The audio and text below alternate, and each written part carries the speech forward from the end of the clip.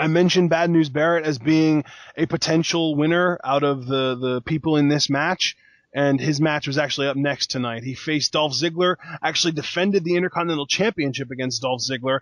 So yeah, this was some solid stuff, man. They really told a story in here. Ziggler got his signature offense in, including an early zigzag, which he couldn't capitalize on. But regardless, these guys work so well together. I would not be bothered at all if the WWE, rather than doing this ladder match, if they would have had this be an Intercontinental Championship rematch on the pay-per-view. Yeah, man, I completely agree. I felt like where this match really excelled was the hope spots. Because when Dolph hit that zigzag, I lost it. I'm like, no way, is he going to win? And really, I was rooting for Ziggler because it's always nice to see Ziggler get his due in any way, shape, or form. And as you and I were discussing, if Barrett were to lose the Intercontinental Championship here, that raises his stock for the ladder match. And really, I was even telling you, I wouldn't mind if Bad News Barrett won the Money in the Bank briefcase this year, because I feel like this is the gimmick.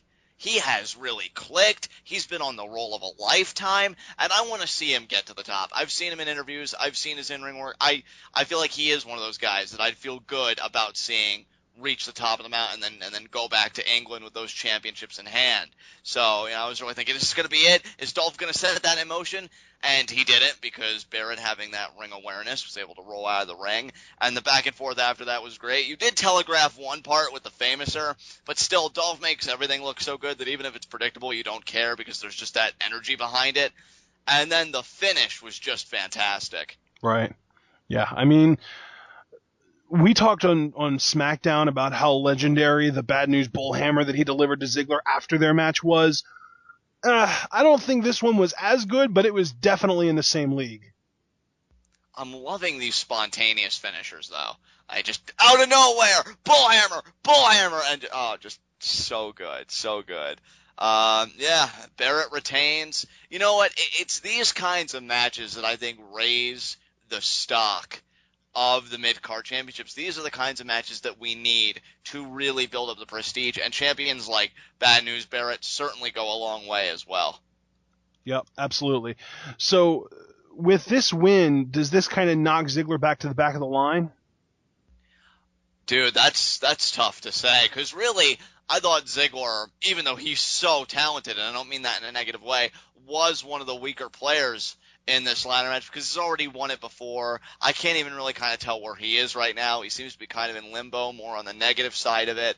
So I don't know if this raises his stock, keeps it the same. I don't think it lowers it by any means, but I just don't think Dolph's the favorite in anything right now. Right. I understand what you're saying.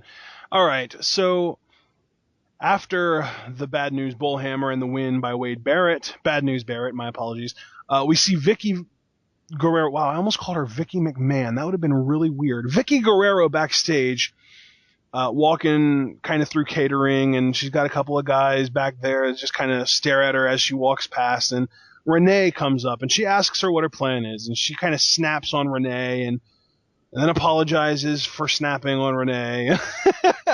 And then she just kind of sums up her time with the WWE, talks about how she got there 9 years ago with Eddie and all this stuff.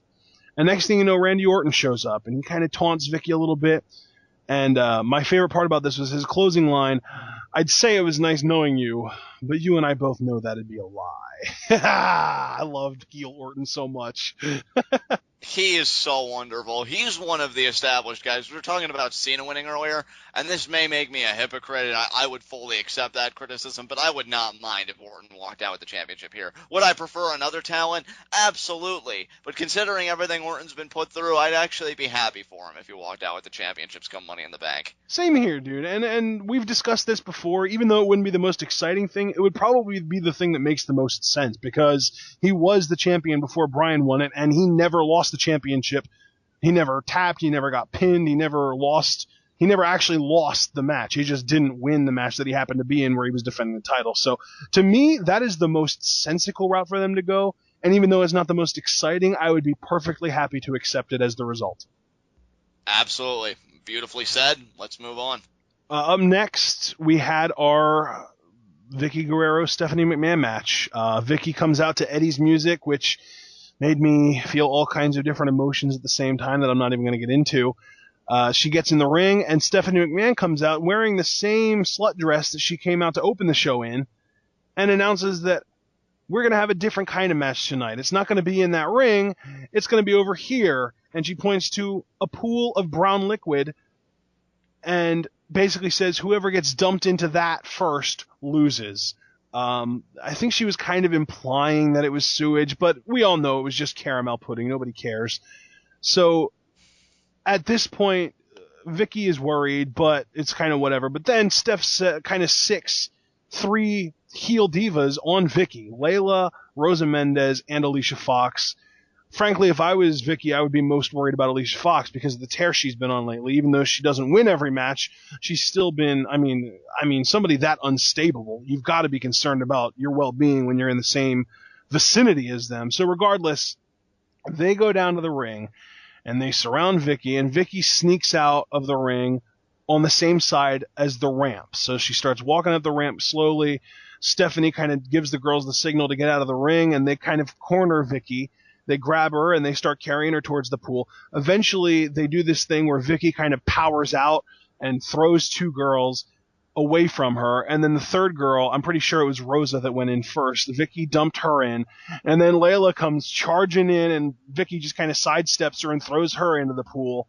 And then Alicia Fox was last. So Vickie single-handedly disposed of all 3 of these heel divas by herself.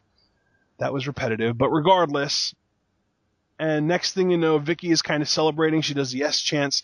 And then Stephanie comes over, kicks her in the butt, and literally shoves her into the goo. And obviously, she then has the right to fire her, which cracks me up because she's kind of the boss, so she can fire her if she wants. So she fires Vickie and then starts singing na na na na na na na na, hey hey hey, goodbye. And it was really hilarious because Vickie kind of makes her way out of the pool with her head hung low. And she's kind of sulking a little bit, and Steph starts singing. And Stephanie is so smart that she aligns herself directly between Vickie and the pool of gross stuff. Caramel pudding, which I can't believe would actually be gross, but I would imagine the consistency and the fact that it had probably been sitting out for a half hour probably didn't make it much more pleasant. But regardless, Stephanie is literally singing and dancing and kind of doing like a half-assed version of yes chants and spinning around in circles because she is ecstatic that she got to humiliate and fire Vickie. So Vickie grabs her and throws her into the pool. And yeah, this was pretty awesome. Vickie leaves to Eddie's music, and she does like the little chest shake thing that Eddie used to do. And yeah, this was a great moment for Vickie. Thank you, Vickie, for 9 great years, because she has been great in this time. Even 4 years ago, everyone would always say that she was the most over heel in the company, even though she never wrestled. So she's definitely had her moments. And yeah, I think this was, if not the last that we're going to see of Vickie in WWE, it's definitely the last that we're going to see of her for a while. Completely agree on that. I echo your sentiments. Thank you, Vickie. Tremendous on-screen performer, whether it be as a general manager, a valet, or in this case tonight, what a great send-off as a competitor of all things. I really enjoyed this again.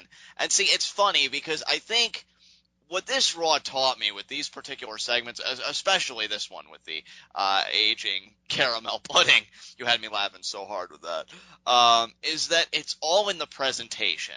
Right. You know, because if you treat the situation lying underneath all of this with the dignity and severity it deserves, it doesn't really matter what trappings you put on it. People, I think, will get behind it, and I think this is proof of that. Because if it was any other competitor, like, say, for example, if it was Hornswoggle and El Torito doing this, I probably would have been raging all over it and ripping it apart.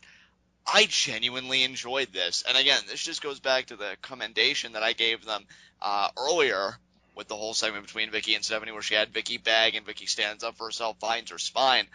The fact that Vickie led the crowd in yes chants, and there was even a small, I wish it would have been a little louder, but you know, it was the number 1 trend worldwide later, thank you, Vickie, chants going in the crowd. Just really a wonderful send-off. The fact that they pulled it off blows my mind in the best of ways. This was great stuff. Proud of everybody involved in it. This was fantastic. Yeah, and then after Vickie kind of makes her way out. We kind of cut back to Stephanie, who is struggling in the pool trying to get out. A ref tries to help her out, and she just kind of pulls him into the pool and then blames him for it. It was hilarious. Like, I remember back in, I want to say 90, it might have been 95, 96, Triple H, or as they called him then, the Blue Blood, Hunter Hearst Helmsley, had a similar match to this. It was like a hog pen match against, it might have been Hillbilly Jim. It was one of the two Hillbilly guys. And he lost, and he kind of did the same thing where, like, he would fall into the slop, and then he would stand up and kind of start slipping and then fall over again. And yeah, Stephanie kind of did the same thing. So I feel like he showed her that tape to be like, here, this is how you can make this really hilarious. And it worked because it was good stuff. Absolutely. I wish more segments, I guess, with these comedic undertones were done like this, because this is comedy done in the best possible way. Yeah, that's my thing, dude. I wish more people were willing to make a fool of themselves on television, because it seems like everybody always wants to be the cool guy. And to me, that is what separates Triple H from Stephanie, because Triple H is willing to be a heel, but he's going to be a cool heel. He's going to be the guy that cracks jokes and makes you laugh. Stephanie followed her father's lineage. She's not afraid to make a fool of herself on national television, and she knows that the company will be better for it. And Vince was always the same way. Between the freaking hilarious hospital room thing where Austin cracked him over the head with the bedpan, and the, I want somebody to rape the Undertaker's wife. Like, he was never afraid to look bad on television, and I feel like not enough people these days are willing to do that. I think Damian Sandow is a great example of somebody who is. I mean, look at what he's been doing.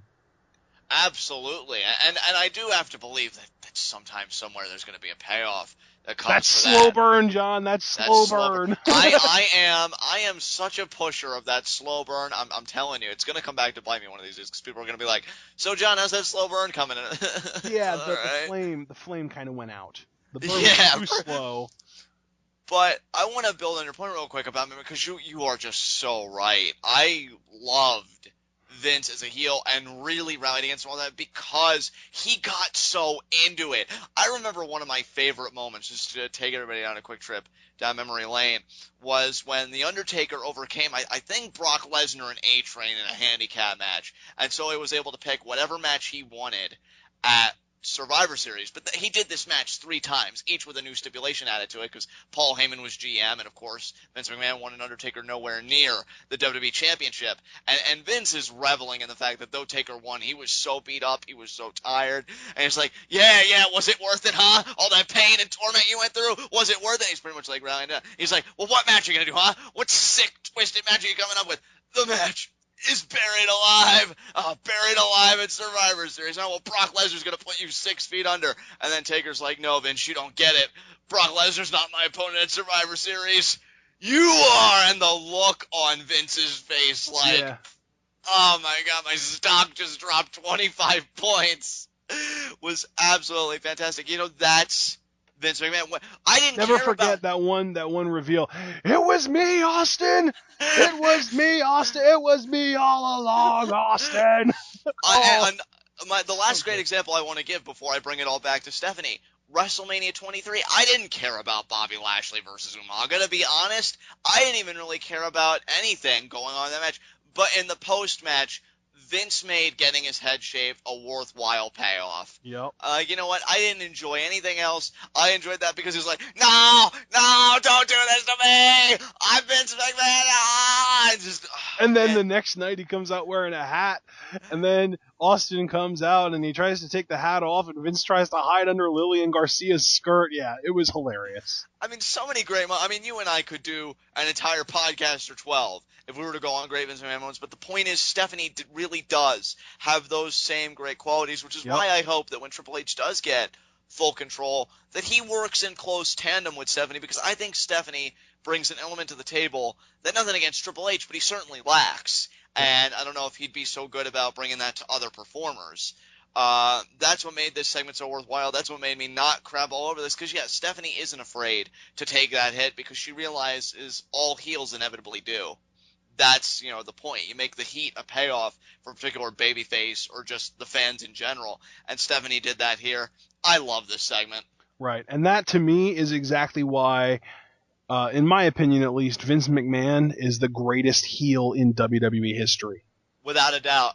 Without it, because I mean, every payout, whether it was Austin, Rock, Hogan, anybody in between, Vince wasn't afraid to go all out for his product. And I may DX. DX. Oh my God, getting his head shoved up Big Show's ass in that handicap Hell in a Cell match, like, that's dedication. And I can be critical of. Well, I mean, he kind of got the same thing done with Rikishi too, by The Rock. Yeah, by The Rock when he thought he was going to be kissing Trish's ass. But, to me, I can be critical of Vince in the back, certain policies that he may have, this or that. But as an on-screen character, if you don't give this man anything other than his due, I don't know what to tell you, because he was and that's the thing. Vince might be losing his touch from a writing / booking, whatever you want to call it, perspective. And really, I mean, I don't even know if I would say that, because these last 2 episodes of Raw this week and last week have been all Vince all the time, and it's been pretty good stuff. But yeah, I mean, if you want to say he's losing his touch, that's fine. To me, the guy that needs to go is Kevin Dunn. But again, that's another discussion to have at another time. Vince is always going to go down as one of the best on-screen talents in WWE history, regardless of what you think of his backstage antics.